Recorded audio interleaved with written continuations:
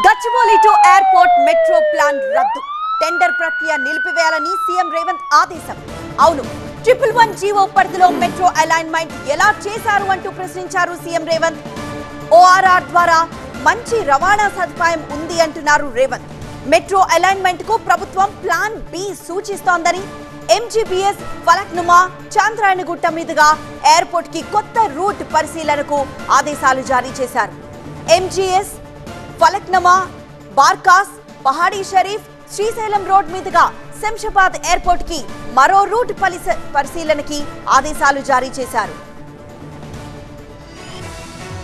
Telangana CM Revanth Reddy మరో కీలక నిర్ణయం తీసుకున్నారు. హైదరాబాద్ విమానాశ్రయ మెట్రో అలైన్మెంట్ ప్లాన్ నిలిపివేయాలని అధికారుల్ని ఆదేశించారు. టెండర్ ప్రక్రియను నిలిపివేయాలని ఆదేశాలు జారీ చేశారు. హైదరాబాద్ మెట్రో రైల్ అభివృద్ధి, ఇతర అంశాలపై అధికారులతో సీఎం రేవంత్ సమీక్ష నిర్వహించారు. 111 జీవో పరిధిలో మెట్రో అలైన్మెంట్ ఎలా చేశారని సీఎం ప్రశ్నించారు. 111 జీవో పరిధిలో అభివృద్ధికి అవకాశం తక్కువ అన్నారు.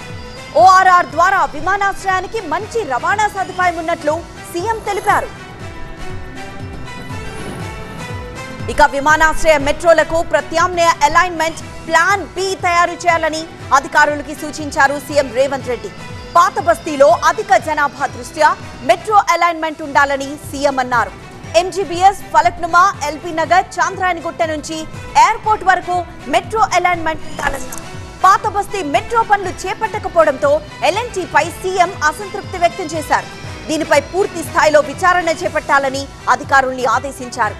లేదా MGBS Falaknuma, Barkas, Pahadi Shareef, Tukkuguda, Srisailam road, Shamshabad airport కి మరో రూట్ ఉండేలా అధికారులు పరిశీలించి ప్లాన్ చేయాలని సూచించారు.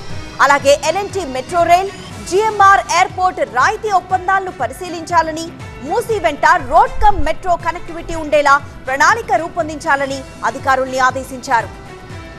ఇక పాత బస్తీలో 5.5 కిలోమీటర్ల మేర పూర్తి కానప్పటికీ మెట్రో రైల్ కాంట్రాక్టర్ ఎల్ఎన్టీకి అనేక ప్రయోజనాలు అందజేయడంపై సీఎం రేవంత్ రెడ్డి అసంతృప్తి వ్యక్తం చేశారు. మొత్తం వ్యవహారంపై విచారణ జరిపించాలని ఆదేశించారు.